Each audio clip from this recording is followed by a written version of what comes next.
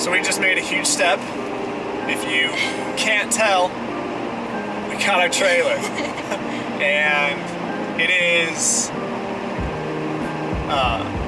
nerve-wracking towing this thing. This is the first time I've ever towed anything.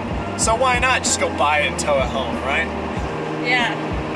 With no experience. Yeah. We got our trailer and it feels really weird now and very, I don't know, we're anxious because this whole thing just got very real. Like, we have our trailer now,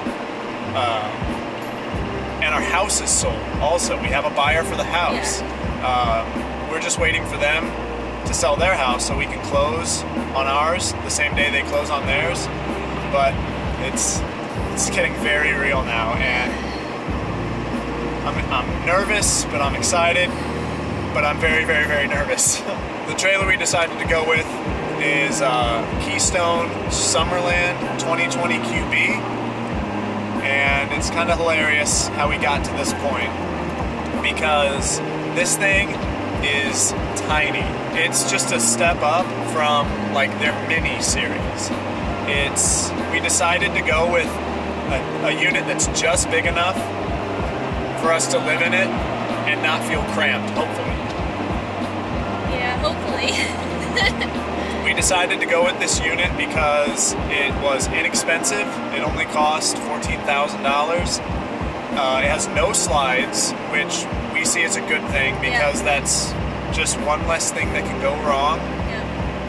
One less thing that we'll have to maintain and pay for when it breaks. And it's only 24.5 feet long, so we know this thing is going to fit into any campsite, any national park we'll be able to fit into. I'm pretty happy we didn't go with a big fifth wheel like we were thinking of at first, like Montana, because this thing is stressful enough towing. If I had a huge Montana fifth wheel, probably would have had a heart attack. This is a good starter trailer to, you know, learn how to tow in, learn how to live in. And, you know, if we decide it's too small, then, you know, maybe in the future we'll get something bigger. But I think this is the right unit for us right now when we're starting out. So this trailer only weighs 3,200 pounds dry, which is technically half-ton towable. And you can tow this thing with a gasoline engine. But I'm really happy we got a 3/4 ton diesel. We got this truck because we thought we were going to be towing a fifth wheel that weighed anywhere from 7,000 to 11,000 pounds. So, you know, we knew we would need a diesel to tow that, and we knew we would need a 3/4 ton truck to tow that much weight. This thing you can tow with a half-ton gasoline, but it's good that we are, you know, overkill now because the diesel is towing this thing real easy, and I know that it's way over spec to tow it, so I know we're not going to get into any issues when we get up into the mountains. We'll still be able to tow this thing. We're not pushing the limits at all. So I'm really comfortable with this truck handling this trailer. So we're going to park this at our house. We live in an addition, and we're going to park it out in the street, and we're going to start moving into it the things that we know that we want to take with us, but we don't necessarily need at the house. We can only have the RV at our house in our addition for 2 days. 48 hours is what it calls out in our homeowners association. So we're going to have it there for 2 days, move in what we can, and then we're going to take it over to my parents' house, and it's going to stay there, and we're just kind of slowly move into it.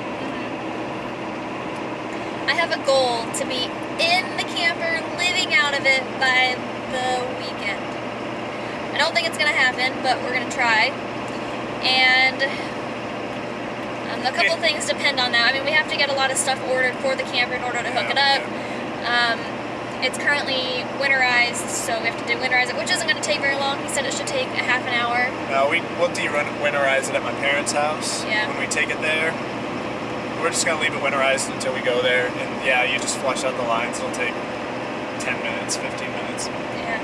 So, if not this weekend, hopefully next weekend at the very latest.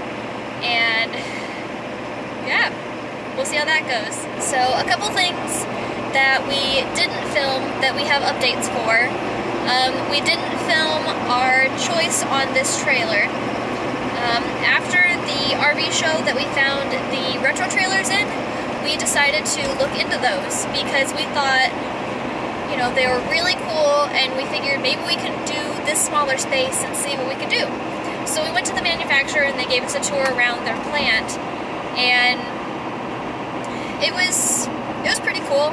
And we had decided on the 199. Yep. And it has one slide.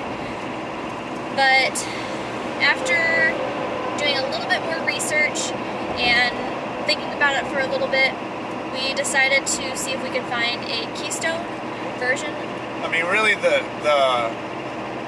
what really swayed us away from the Riverside Retros is we talked with my Uncle Doug. He has worked... Hi, Uncle Doug. Hey, Doug. If you're watching. We have worked, or he's worked in the RV industry for a very long time, so he knows what he's talking about, and he's not the kind of guy to just say a bunch of BS or act like he knows stuff. Like, when he says something, you know he knows what he's talking about. Yep. And he really told us that as far as RV goes, Keystone follows the codes. And I mean, that's important. When you have a furnace or a water heater, you know, you want everything to be wired to code. You want everything to be vented to code. And he said that these smaller companies can say that they follow certain RV codes, like RVIA, but no one's really enforcing that. So you can say you follow these codes, but, you know, are they really? You don't know. So he said that he would be really hesitant buying from those companies. He says that, and he told us that quality for Keystone really is their focus, because what drives RV companies out of business is warranty work. So if you make a shoddy product that then has to come in for warranty, that RV company is going to lose a lot of money, and that's what drives a lot of RV companies out of business. So that's not something we wanted to deal with. So we decided to look into Keystone brands again. We found the Summerland series, and they were much cheaper than the Riverside Retros. We found a small one that we liked. We decided to go with it. So anyway, in the next couple of days, we'll take you guys on our journey of moving in, Yeah. and emptying the house out as much as we can, getting it in the camper, just keeping the essentials in the house that we need so that we can live in the house for another week or so before we fully move into the camper. But hopefully today, or probably not today, hopefully tomorrow or the next day, we can get all the essentials that we need to be hooked up at his parents' house so that we can move in as soon as all that arrives. And we'll give you a tour of the place. Yeah. I'm gonna warn you ahead of time, it's not much. It's gonna be about a 5-minute tour. But there's two doors. There is the front door and the bathroom door. Yeah. That's it. Let's just say it's cozy.